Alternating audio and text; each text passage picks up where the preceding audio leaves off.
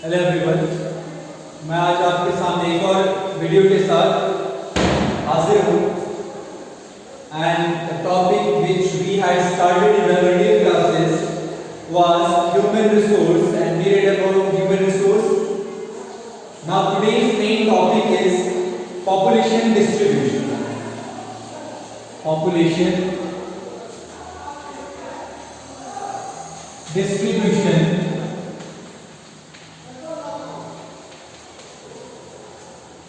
of class 8 geography.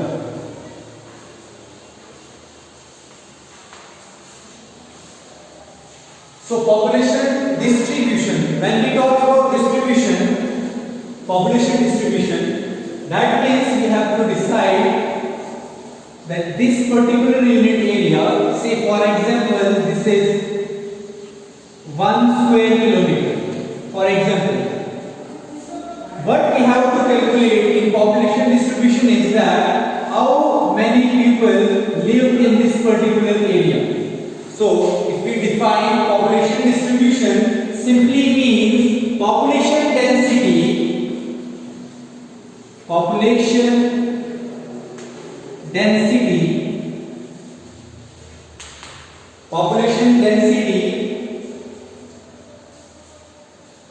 is equal to number of people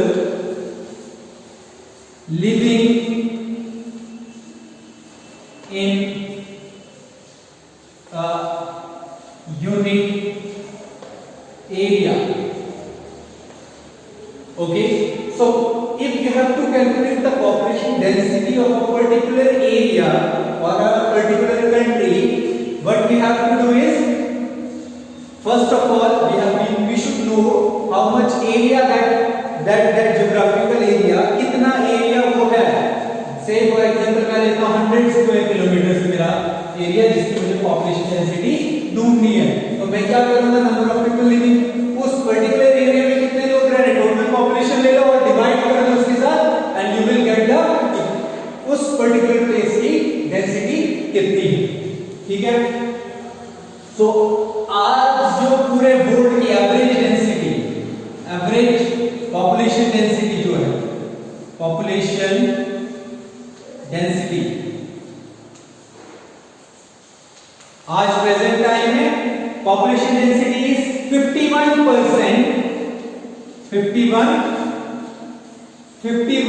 persons per square kilometer, 51 persons per square kilometer. That means एक square kilometre में 51 लोग रह रहे हैं presently through out the world. तो ये world का है.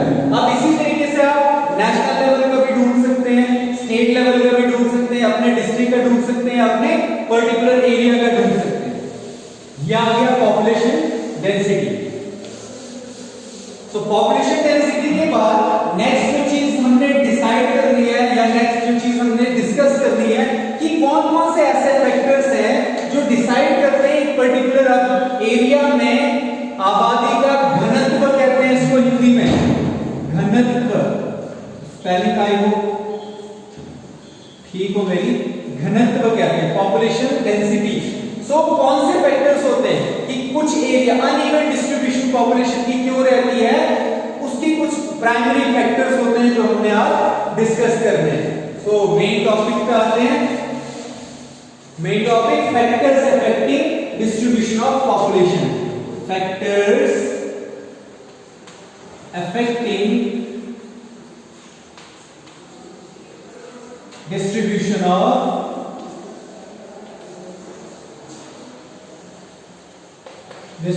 of population. देखिए, बुक के पॉइंट्स पे जाने से पहले यू शुड, एक आईक्यू होता है जो अपना, हम अगर सोचें कि भाई किसी एरिया में आबादी ज्यादा है उसकी क्या वजह है, किसी में कम है तो उसकी क्या वजह है. अब अगर मैं सोचूं विदाउट कंसल्टिंग द बुक, अगर मैं देखूं कि मेरा जो नॉर्दर्न इंडिया है, जो मेरा नॉर्दर्न इंडिया है ठीक है, ये मेरा जेंटली ले लो आप, एक छोटा सा मैप के थ्रू मैं ट्राई करता हूँ दिखाने का, ठीक है। ये आप एरिया लेता हूँ मैं, ये हमारा कोस्ट एरिया। अब ये जो हमारा एरिया है, ये वाला एरिया नॉर्दर्न इंडियन प्लेन्स, ये ज्यादा पॉपुलेटेड है, ठीक है, हाईली पॉपुलेटेड। और ये एरिया लद्दाख ले लो इसमें, ठीक है, यहाँ पे हमारा राजस्थान है, डेजर्ट ले लो, अलग अलग फीचर्स हैं। तो पहला जो पॉइंट आता है ना, वो आता है हमारा फीचर्स का। पहाड़ी इलाका है तो लोग कम रहते हैं, फर्टाइल जमीन है, पानी की अवेलेबिलिटी है, ठीक है ना। ये कुछ फैक्टर्स हैं, क्लाइमेट हो गया या टोपोग्राफी हो गई या हमारे या जो हमारे सॉइल के फीचर्स हैं वो हो गए। तो ये कुछ फैक्टर्स हैं जो क्या करते हैं, डिसाइड करते हैं कि एक पर्टिकुलर जगह की जो आबादी है वो ज्यादा या कम क्यों होगी। तो यही चीजें अभी एक एक करके एक एक पॉइंट करके हम लोग पढ़ेंगे। तो फर्स्ट फैक्टर आता है टोपोग्राफी, जैसे मैंने पहला बोला टोपोग्राफी, ठीक। टोपोग्राफी क्या होता है? टोपोग्राफी मींस पीपल कि कोई जगह, मैंने आपको पहले बताया प्लेन इलाका है, कुछ पहाड़ी इलाका है। अब आपसे अगर प्रेफरेंस लिया जाए छुट्टियों के लिए, तो आप पहाड़ों पे जाना चाहोगे, ठीक है, मतलब वो भी गर्मियों के वक्त में, पर सर्दियों के टाइम पे पहाड़ी लाइफ काफी टफ हो जाती है। सो लोग ज्यादा प्रेफर करते हैं प्लेन एरियाज में रहना ज्यादा प्रेफर करते हैं। सो एक पर्टिकुलर एरिया की टोपोग्राफी मींस इफ इट्स हिली, अगर वहां का रग एक टोपोग्राफी है, अगर वहां का क्लाइमेट हार्श है, तो आप देखेंगे कि वहां पे क्या हो जाएगा, वहां की आबादी कम होगी। एग्जांपल मैं लद्दाख की दे सकता हूं। और वहीं पर अगर आप एक प्लेन एरिया में रहते हैं, से फॉर एन एग्जांपल हमारा यूपी, एमपी वगैरह जो एरिया जो हाईली थिकली पॉपुलेटेड है, सो ये पहली वजह आ गई हमारी टोपोग्राफी की। Then comes climate. Next, climate कैसे इफेक्ट करता है? ऑब्वियस सी बात है, climate we prefer a much moderate climate, neither we want an hot, ज्यादा गर्म इलाका अगर होगा तो हम वहां भी रहना प्रेफर नहीं करते, ज्यादा सर्दी वाला इलाका होगा तो वहां पर भी हम रहना पसंद नहीं करते। सो ह्यूमंस, हम लोगों से अगर पूछा जाए कि आप कौन सी जगह रहना पसंद करोगे, तो एक मॉडरेट क्लाइमेट वाली जगह रहना हम ज्यादा पसंद करेंगे, जहां ना ज्यादा गर्मी हो ना ज्यादा सर्दी हो। एक और फैक्टर आ गया, जहां ज्यादा गर्मी होगी वहां पर भी लोग नहीं रहेंगे। राजस्थान के कुछ एरिया जैसे जैसलमेर वगैरह स्पार्सली पॉपुलेटेड है इसी वजह से, ठीक है। और वहीं पर एकदम बहुत ज्यादा सर्दी जहां पर होगी, लद्दाख की बात मैं कर रहा हूं फिर से, या वर्ल्ड में आप साइबेरिया वगैरह ले लो, वहां पर लोग कम रहना पसंद करते हैं। दो पॉइंट्स आ गए, नंबर 1 टोपोग्राफी, नंबर 2 क्लाइमेट आ गया। तीसरा फैक्टर जो होता है वो होता है सॉइल। ऑब्वियस सी बात है, बंजर जगह जहां पर एक एक सॉइल का, ऐसी सॉइल जो फर्टाइल ना हो, जिसमें आप कुछ क्रॉप्स नहीं लगा सकते हो, एग्रीकल्चर नहीं कर सकते हो, तो उस एरिया में रहना प्रेफर नहीं करेंगे हम। इर्रेस्पेक्टिव ऑफ दैट, अगर ऐसी जगह जैसे पंजाब प्लेन्स हैं, जैसे यूपी के एरियाज हैं, हाईली प्रोडक्टिव एरियाज है, वहां की सॉइल हाईली फर्टाइल है, तो उन एरियाज में रहना हम लोग ज्यादा प्रेफर करते हैं। तो soil is also another factor which determines the distribution of population. If the soil is fertile, the population will be much denser or much thicker, and if the soil is not fertile, soil quality is not good, the population will not be as thick as compared to the area which is having a fertile soil. So next comes water, the most important. Water, obviously, if we will not be having enough water resources in an area, we will not prefer that particular area. तो हम लोग कहीं पर भी जा रहे हैं, सबसे पहले हम देखते हैं यहाँ पे पानी है कि नहीं है। जिस घर में पानी नहीं होगा, जिस एरिया में पानी नहीं होगा, हम प्रेफर करते हैं कि वहां पे ना रहे। Similarly Punjab, again 5 rivers, again बहुत सारे एरियाज है जहां पर water resources, lakes, ponds, rivers, ये सारा सिस्टम है, वो एरियाज आप देखेंगे ज्यादा पॉपुलेटेड है, और जो एरियाज में पानी की कमी है वो एरियाज स्पार्सली लेस पॉपुलेटेड है as compare to. So population distribution, पहला टोपोग्राफी समझ में आ गया, क्लाइमेट समझ में आ गया, सॉइल भी समझ में आ गया, वाटर, 4 पॉइंट्स हो गए। नेक्स्ट पॉइंट हमारा आता है मिनरल्स। नेक्स्ट पॉइंट क्या आता है हमारा? मिनरल्स।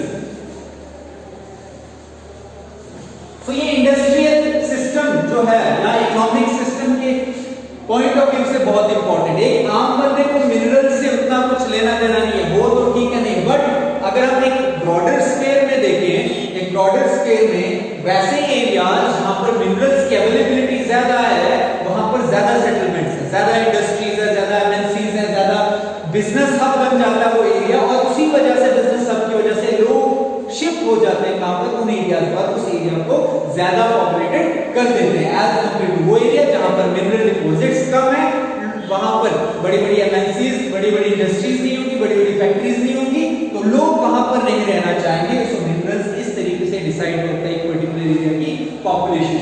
देन नेक्स्ट ये थे हमारे geographical factors, these were all, इसको मेन हेडिंग आप देख सकते हो इस तरीके से, geographical factors. So how many geographical factors are there? 1, 2, 3, 4 and 5 geographical factors. You have to remember the main important points. आपको रटने की जरूरत है। First one is topography, second one is climate, third one is soil, fourth is water, fifth is minerals. And you can alternatively आप इस चीज को one on one करके 2 lines पे एक्सप्लेन करेंगे, 10 points आपके इसके हो जाएंगे, एक क्वेश्चन आपका तैयार हो जाएगा। ठीक है, I hope it's clear.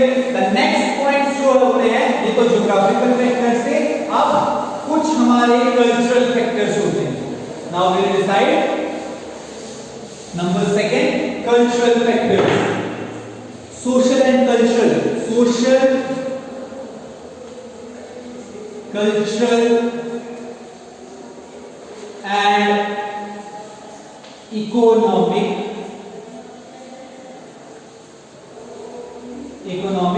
Factors.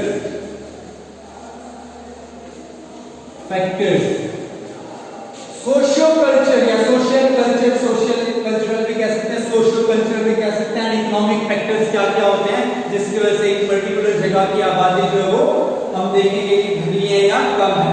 That is first is social, हम अगर ले लें सोशल।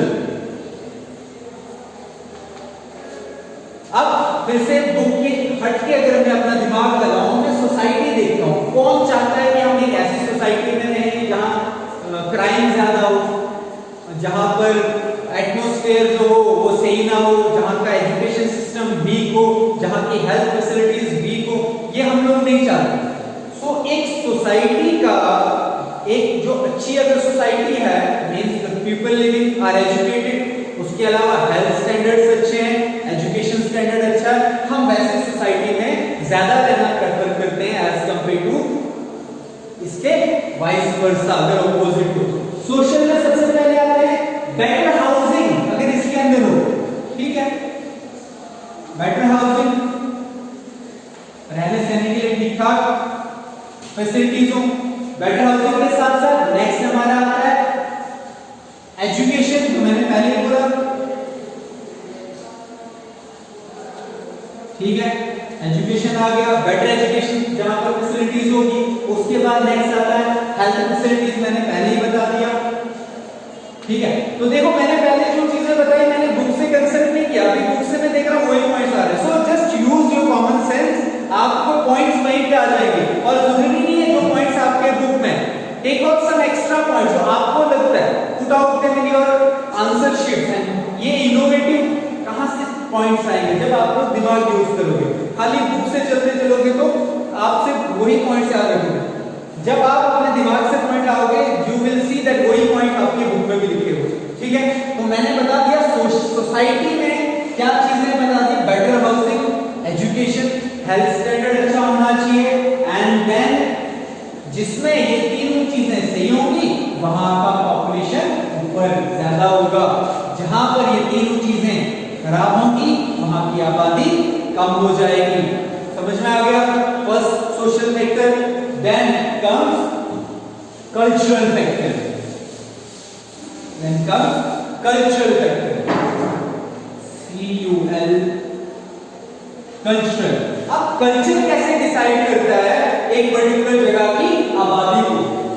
तो कल्चर में सबसे पहले हम देख लेते हैं प्लेसेस विद रिलीजन और कल्चरल सिग्निफिकेंस, ठीक है। हमारा we belong to different cultures, means Indians का अपना एक कल्चर है, फिर इंडिया में भी डाइवर्स कल्चर्स हैं, नॉर्थ इंडिया का अलग, साउथ इंडिया का अलग, नॉर्थ ईस्टर्न का अलग, लद्दाख का अलग, हर जगह गुजरात का अलग, अपने अपने कल्चर। और हम ये कोशिश करते हैं कि जिस कल्चर से हम बिलोंग करते हैं, जिस एथनिसिटी से हम बिलोंग करते हैं, हम उसी एरिया में वैसे लोगों के साथ रहें। So it becomes easy to you know merge with those people, उनके आइडियाज के साथ मिलना आसान रहता है। अब एक टोटली डिफरेंट नॉर्थ इंडिया का बंदा साउथ इंडिया में जाके अपने आप को सेटल करने के लिए बहुत प्रॉब्लम होगी, एंड साउथ इंडिया वाला अगर नॉर्थ इंडिया में आके पंजाब में आके वो सेटल होने में बहुत मुश्किल हो जाएगी। तो कल्चरल जो एथनिसिटी होती है, this is also an important factor which decides एक पर्टिकुलर एरिया की आबादी कितनी ज्यादा है या कम है। तो people, Varanasi, Jerusalem, Vatican city are some examples. तो जो रिलीजियस पर्सपेक्टिव से फॉर एग्जांपल एक पिलग्रिमेज की हम बात करते हैं, मुस्लिम्स का पिलग्रिमेज जहां पे होगा उस एरिया में Muslim concentration of population will be more. So ये एक इंपॉर्टेंट फैक्टर है, culture factor. Last comes economic factor, ठीक है, last comes economic factor. Economic